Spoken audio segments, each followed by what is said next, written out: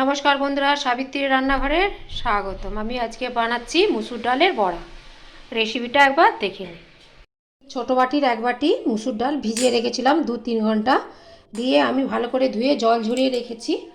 এবার এটা আমি মিক্সিং জারে এটা পেস্ট বানিয়ে নেব।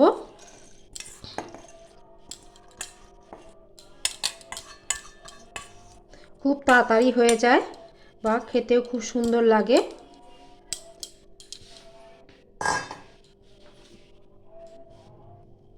দুটো কাঁচা লঙ্কা আর একটা পেঁয়াজ কুচি দিয়ে আমি ভালো করে এইটা পেস্ট করে নেব। খুব একদম মিহি করার দরকার নেই, মোটামুটি পেস্ট একটু হলেই হলো, যেন না গোটা থাকে। আর আমি পেস্ট করে নেব। আমি পেস্ট করে নিয়েছি, এবার আমি বাটিতে ঢেলে নেব।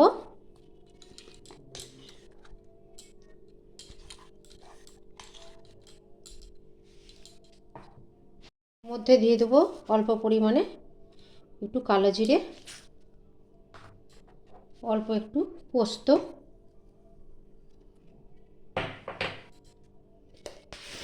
একটু হলুদ,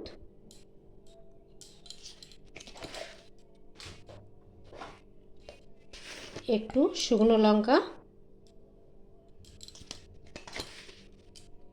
এটা আবার আমি ভালো করে ফাটিয়ে নেব। আমি কিন্তু বাটার সময় জল দিইনি, পেঁয়াজের যে জলটা ছিল তাতেই বাটা হয়ে গেছে। এবার আমি 2-3 মিনিট ধরে আমি এইভাবে ফাটিয়ে নেব। আমার ফাটাটা হয়ে গেছে, এবার দিয়ে দেবো স্বাদ মতো লবণ। লবণ দিয়ে একটু ফাটিয়ে নেব।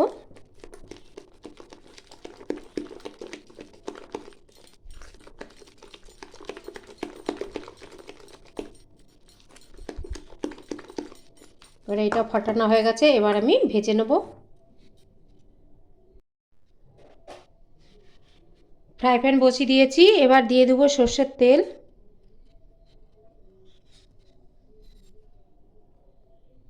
এটা সর্ষের তেলেই ভালো হয়।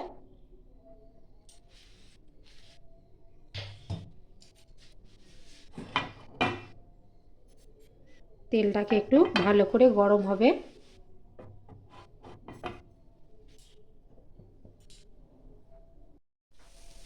হ্যাঁ, এখন কি ধরবে নাকি ফোন?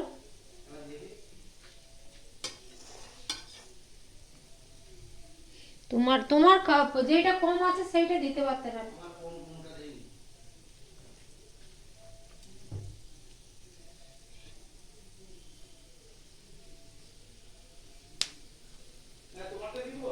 না,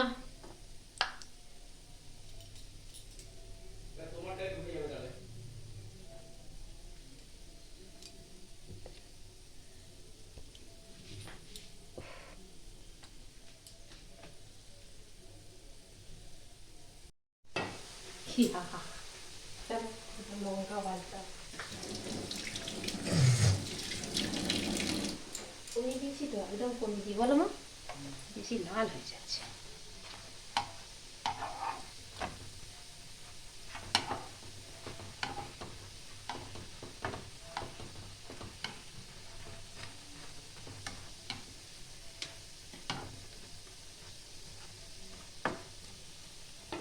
একদম কমিয়ে দিয়েছি।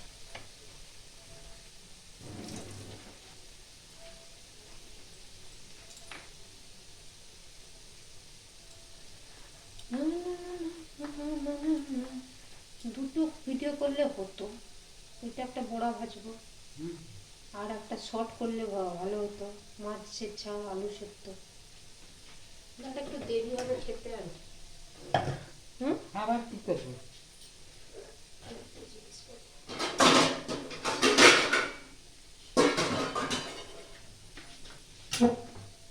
আমি খিদে পেয়েছে তা মা।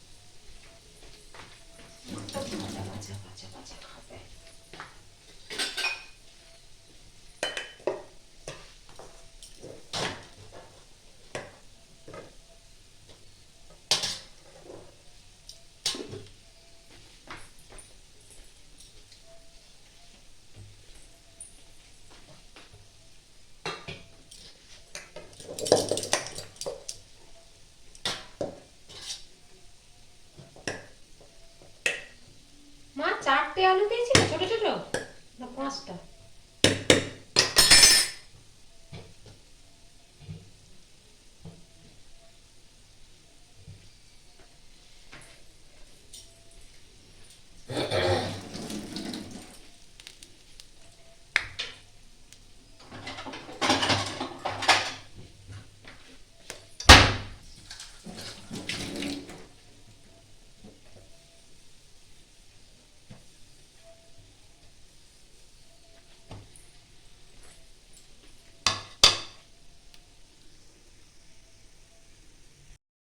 আমার দুপাশেই মোটামুটি লাল লাল করে ভাজা হয়ে গেছে।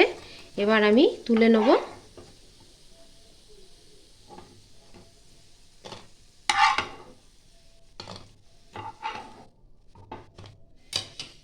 আরও যে একটু আছে ওইগুলো দিয়ে দেবো সব।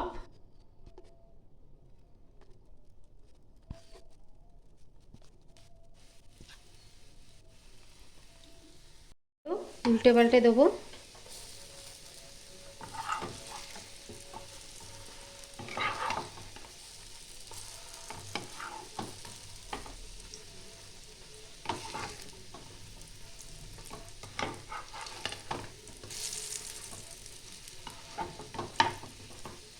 এইভাবেই আমি সবগুলোই ভেজে নেব। এইগুলো হয়ে গেছে, এগুলো আমি তুলে নেব। রান্নাটা এবার আমার হয়ে গেছে।